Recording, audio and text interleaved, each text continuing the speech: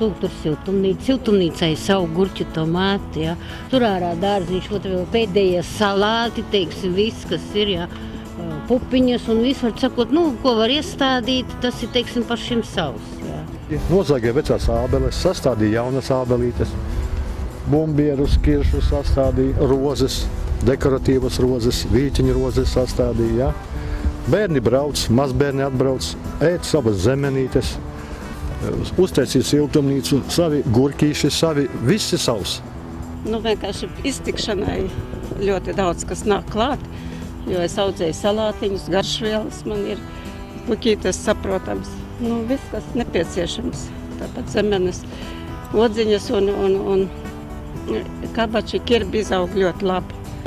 Ой, мои еще родители здесь, и жены родители здесь были больше 50 лет, этот огород. Вот яблони эти там все посадили ее родители. И вот они уже старые стали, и мы уже старые стали, а все огород этот держим, да. Svaigā gaisā atbraucu un es saņemu enerģiju visai nedēļai, jo es atbraucu vienreiz nedēļā man sanāk. Un tad man pietiek энергия visai недели. Работа, дом, машины, асфальт и все. А тут приходишь, просто отдыхаешь душой. Вот нисколько там чего-то посадки, это тоже плюс. Но вот то, что воздух, то, что вот природа, это просто сказка. Это такой отдых для души. Вот эти 2 выходных дня, вот я провожу только здесь. Вот,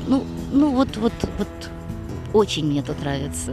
Noteikti, ka viņi visi šie zaļumi, koki un viss šeit, kas notiek, ka viņi dod arī skābekli. Papildus skābeklis pilsētai, pašai Rīgai.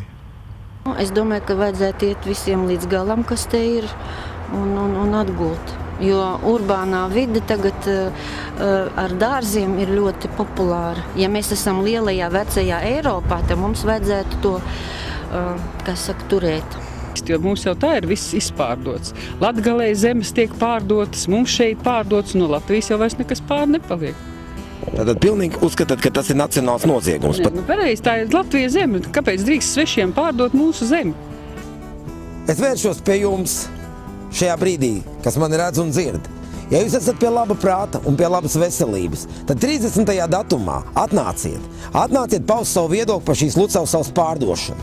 Un ja pat jums nav šeit mazdārziņa un jūs nepavadat šeit brīvdienas, tas neko nenozīmē, jo šī sala ir pārāk nozīmīga mūsu pilsētai, lai mēs būtu vienaldzīgi.